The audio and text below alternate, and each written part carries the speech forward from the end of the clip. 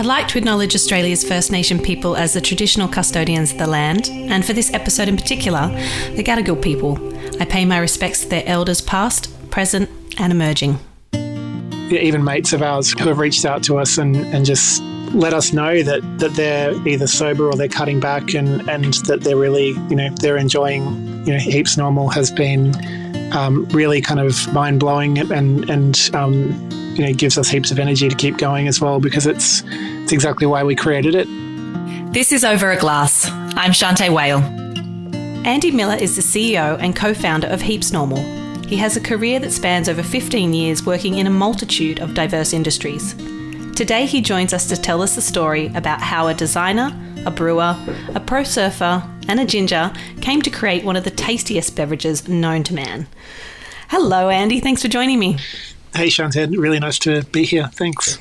It's such a pleasure to have you on, and I'm so curious. I've got lots of questions for you. I'll try not to bombard you all at once. So tell me how you've worn so many different hats in your career. Tell me about how you found your way into this niche non-alcoholic beer scene. It's a fortuitous accident in many ways, but on reflection, when we first started Heaps Normal, it felt like the culmination of all of these random things that I'd done in the lead up that were at the time sort of quite tenuously connected, I think, in my opinion. But when we started Heaps Normal, it sort of felt like the perfect combination of all of that experience, which was a nice kind of nice moment of realization.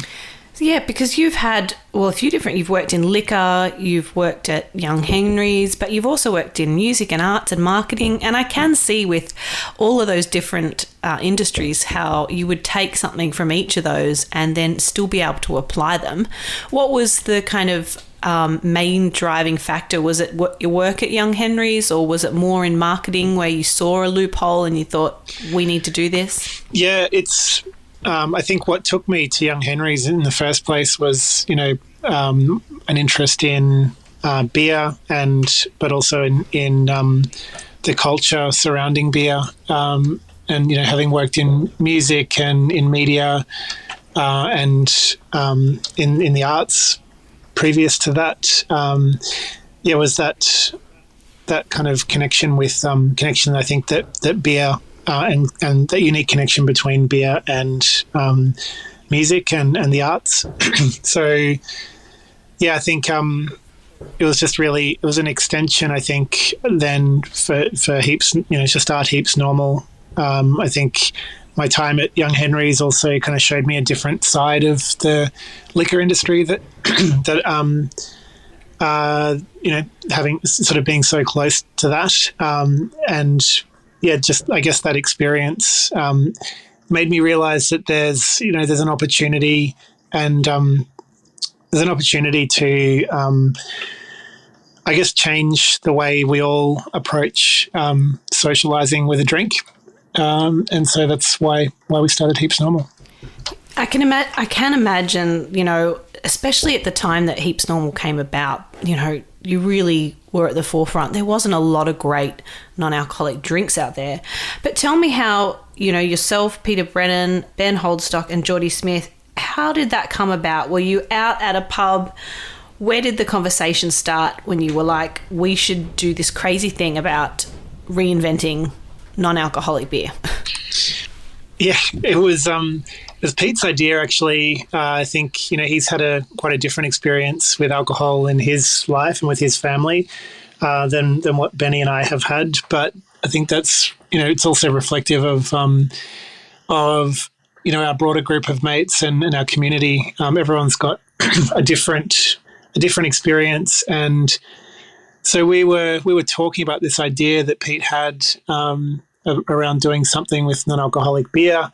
And we started meeting up for a beer every now and again to chat about it, Benny, Pete and I. And what quickly became apparent in the conversation was that certainly for the three of us, there were lots of examples of, the three of us just forgetting why we drank in the first place, sort of not really kind of remembering why we were drinking. It was one of those things that had become a bit of a habit. You finish work, you have a beer, you catch up with friends over a beer. And it just becomes one of those things, whether you're at the footy, at a gig, finishing work, celebrating a milestone, whatever it is, it just always seemed to be, having a beer. And I think some of those things that were actually the main event ended up, certainly for us anyway, getting sort of forgotten or pushed into the background when we thought it should be the other way around. We think it's great certainly for us, we love meeting up for a beer, love having a glass of wine every now and again, but we feel like it needs to be in service of the social connection or the music that you're there to see, or that experience that it's complementing rather than it being the main event itself.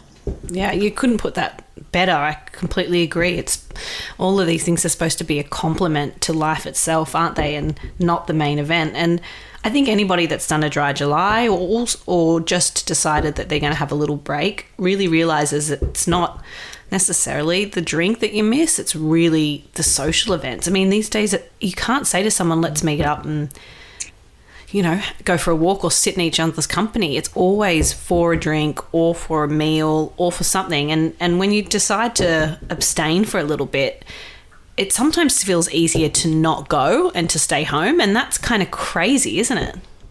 Yeah, that's right. I think that's seems kind of silly, for that to be the alternative. But I think for us, we think about this as, like I've hinted at, I think alcohol's not the enemy for us, and we don't tend to have many enemies. But if there was an enemy for Heaps Normal, it would probably be water.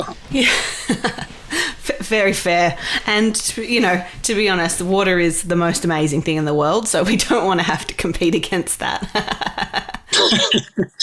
No, very tongue in cheek. We obviously water is important, but I think for what it signifies is what you were getting at there with just going out, if you're going out for a beautiful meal at a really nice restaurant or something like that, or you're going out for a gig, if you're standing there or sitting there with a water, it's not really going to be it's probably not going to be the fun time you anticipated. Definitely. I think also there's something so cultural about how we think about drinking beer as opposed to other spirits and wine and things like that. A lot of people think of beer drinking as part of the Aussie identity.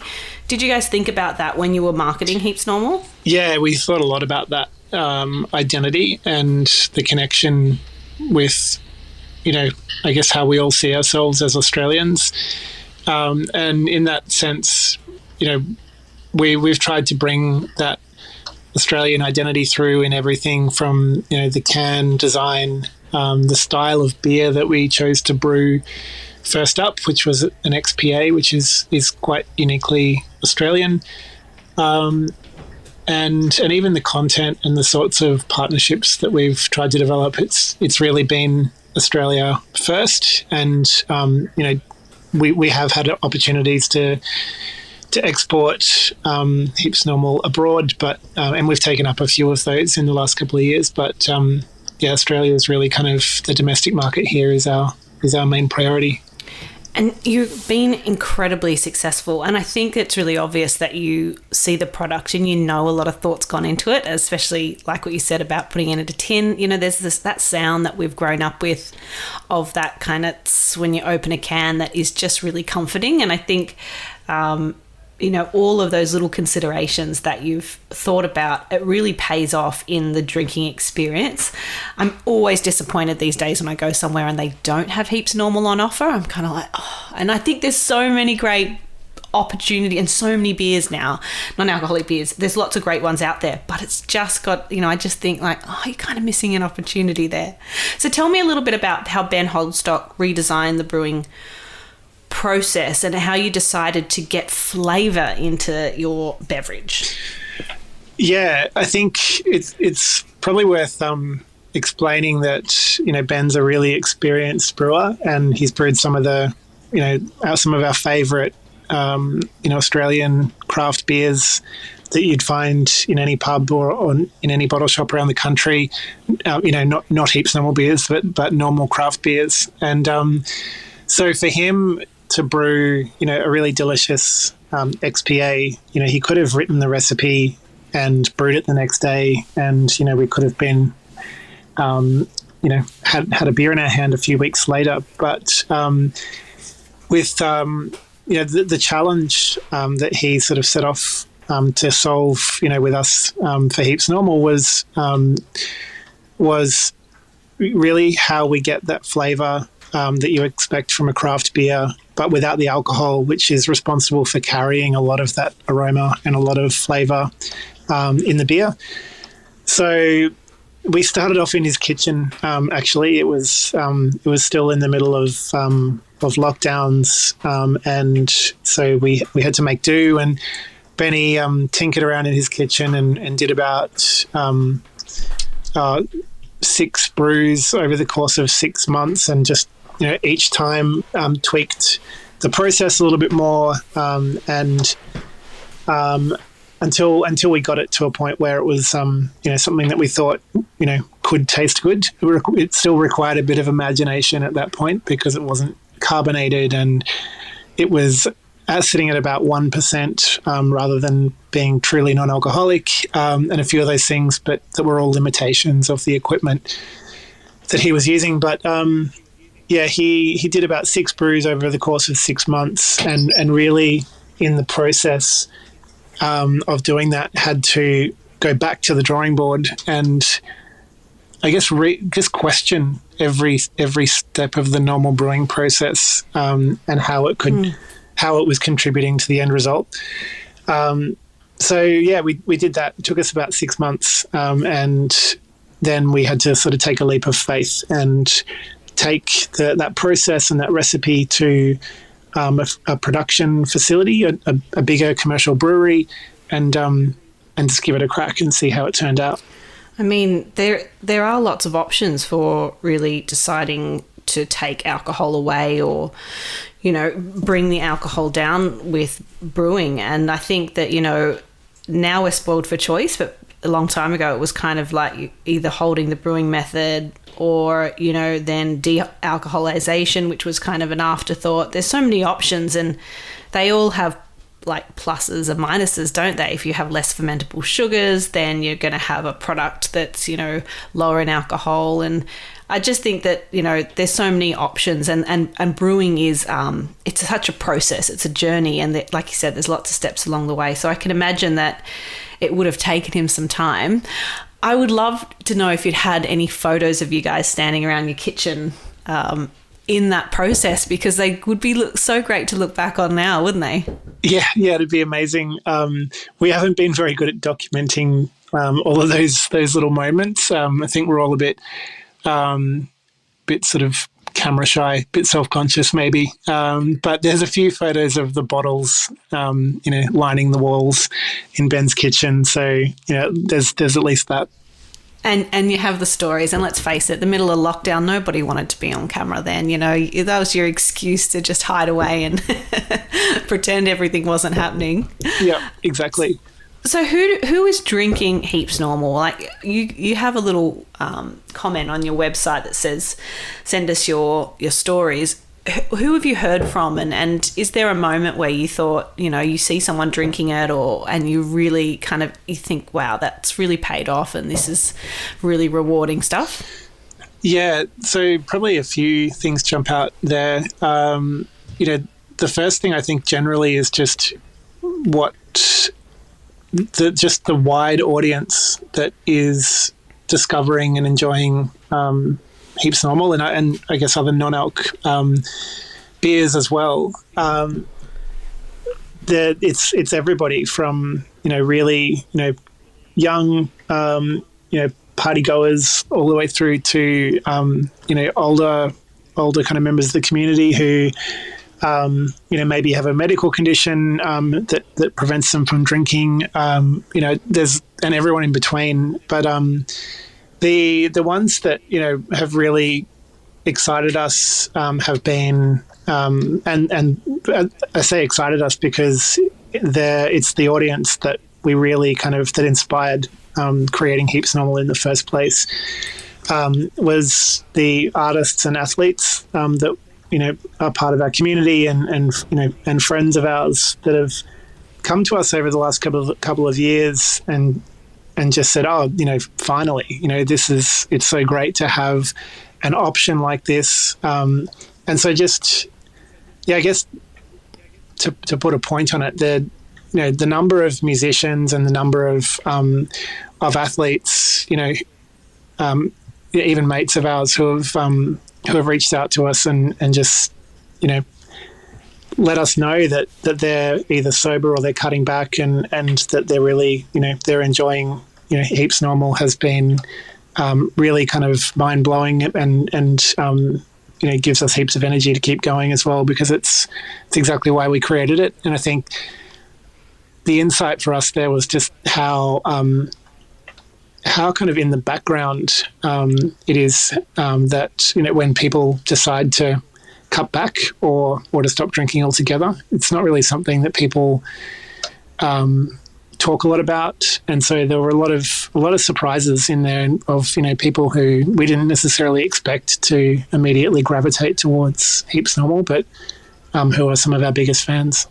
Yeah, I think there's such an array. We think maybe we first think of Dry July, or we think about somebody that has decided that they don't want to drink alcohol anymore. But there's so many things in life where it's just much better to not be a little hazy. Whether it be that you're going out for dinner and you got to go back to the babysitter, or you're the one that's driving, or it might just be that it's a wedding. I remember my wedding day. I didn't want, everyone was trying to tell me to have some champagne, and I'm in the wine business, but the last thing I wanted was to be slightly fuzzy standing at the altar. I wanted to be really clear-headed, and and I think something like a non-alcoholic drink was perfect for that. You still want to have something delicious, but and I love that you have that as your little tagline, too good to be wasted, because there's moments where it is just you don't really want to forget any moments, especially think with our Australian summers, like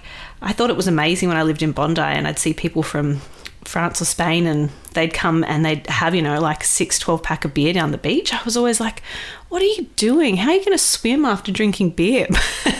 To me, it just doesn't go together if you're swimming in our big surf and drinking beers, but maybe afterwards up on the hill. Yeah, totally. Yeah, and that's it. Like I said, alcohol's not the enemy for us at all, and we still really enjoy the odd drink, and we genuinely think that alcohol and the alcohol industry has a really important part to play in changing drinking culture. So, we're not about we're not trying to sort of preach sobriety for everybody. Obviously, if that works for some people and that's their choice, then we fully support that. But we equally support everything else, in between as well. If you're just cutting back or just using, Heaps Normal on occasions when you can't drink. That's kind of what it's all about, I think.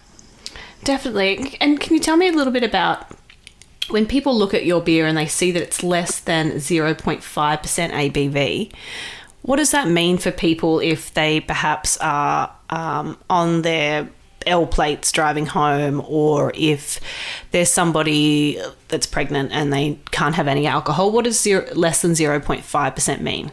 So it means that there's a trace amount of alcohol in the beer, but to put it into context, you'll find trace amounts of that, of that size in a lot of foods, in ripe bananas, in, store-bought orange juice that's been in your fridge for a few days, in kombucha that you buy off the shelf at the supermarket, even in some burger buns. So it's not something to be concerned about, but, I suppose it's always, if you do have a kind of specific, condition, or you're worried about it, and how it's going to affect that. We always, advise chatting with your GP and getting your own medical advice. But generally speaking, for most people, for everybody, that is, or I shouldn't say everybody, but you know what I mean.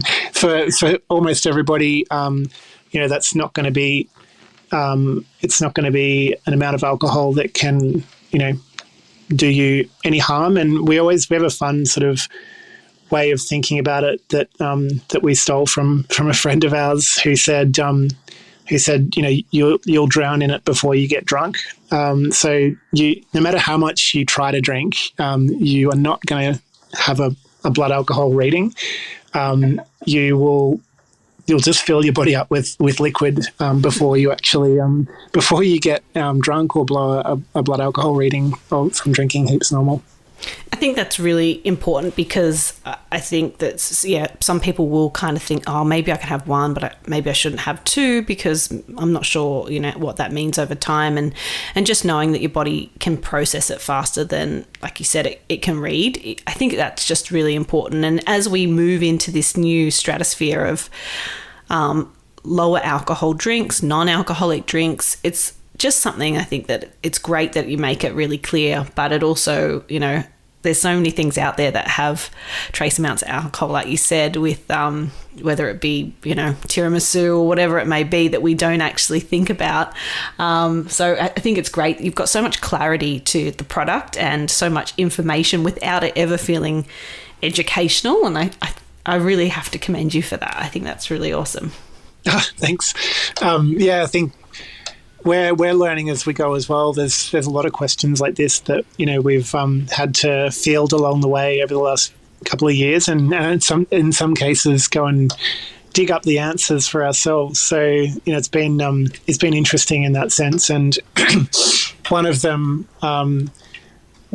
was actually when early on a few people challenged us because they said, are you sure that this hasn't got any alcohol in it? Because, I've had a couple and I feel a bit of a buzz. So I just wanted to double check that you haven't got any alcohol in Heaps Normal. And so we actually went back and tested the beer again just to make sure, but there wasn't any alcohol in there. And so we did a bit more research and found out that there's actually such thing as a placebo beer buzz. So that was a bit of fun. I was going to say, as soon as you said that, I'm like, it's got to be a placebo. It's got to be that habit that we learn that when you're drinking beer, that there's going to be that little upper that must be still present in a lot of people. And what a treat that is to say people feel, that little highlight, that little, and it really, it's such a tasty drink. And I think that there's not a moment when you're drinking Heaps Normal that you ever feel like you're going without at all. Like it really does quench your thirst. It's got so much lovely hoppy malty character, but it's still so damn refreshing. I could wax lyrical about it because I'm such a big fan. You guys, very nice of you to say. And I drink a fair bit of them, I have to say. So you then added in another lager. How did the another lager come about? We wanted to do another style that we really enjoyed drinking, and something that was different. There's there were already a lot of pale ales out there and IPAs and that sort of thing. So it was only really the big guys that were doing lagers, and so we thought it was really important that there was an independent lager option out there for, I suppose, pardon me, I suppose that more traditional beer drinking audience. I think, but it's still a craft lager as well, and an accessible one. So we try not to pigeonhole who our beers are for, but definitely the idea of doing a lager was, try and reach a kind of bigger traditional beer drinking audience. And if somebody needs to do a shoey or something like that, that's probably the one to do it with. Not that I recommend that. We made it for Daniel Ricciardo. Exactly. Yeah, you guys won some incredible award was it 2021 at the World Beer Awards? Yeah, we won a few in 2021. Yeah. That was a really exciting one for us. We didn't start Heaps Normal to win awards, but it is really nice, I guess, particularly kind of great for Benny's hard work on the product to be acknowledged in that way. So yeah, we won a trophy and country winner for the no and low alcohol category at the World Beer Awards last year.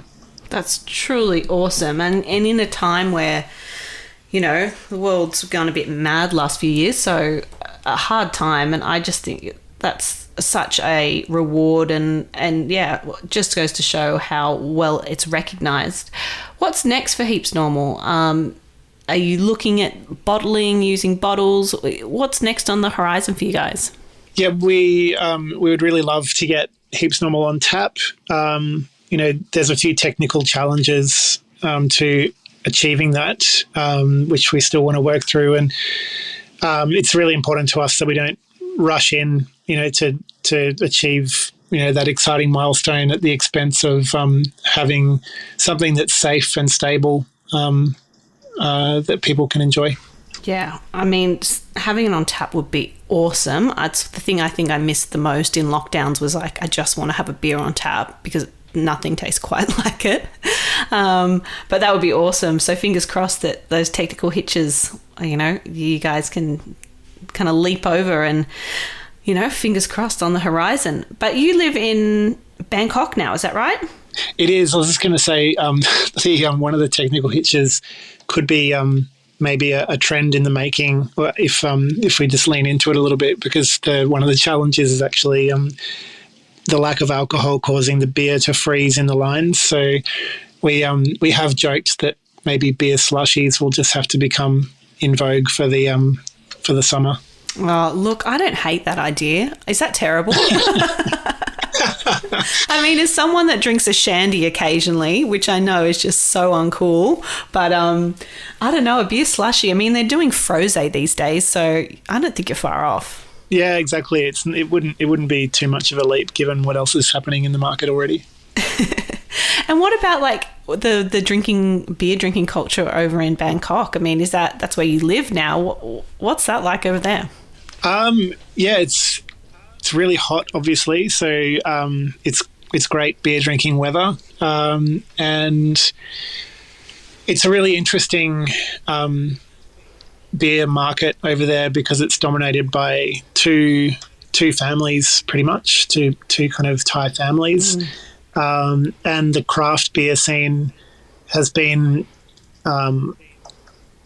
It's evolved in a really interesting way because it's been underground for most of the last decade or more, and so a lot of there's always been a lot of small craft producers from what I've learned so far, but they sort of don't get bigger than what you can than what they can be as a bootleg operation. So it's interesting and really cool in the sense that it creates this underground scene of a lot of small producers. But I guess the challenge or the disappointing sort of aspect to that is that there's not many, if any, of them that break through that and reach a larger audience. That's all changing now. There's a lot of movement in the brewing laws in Thailand, so it's going to be interesting to see what happens in that space now.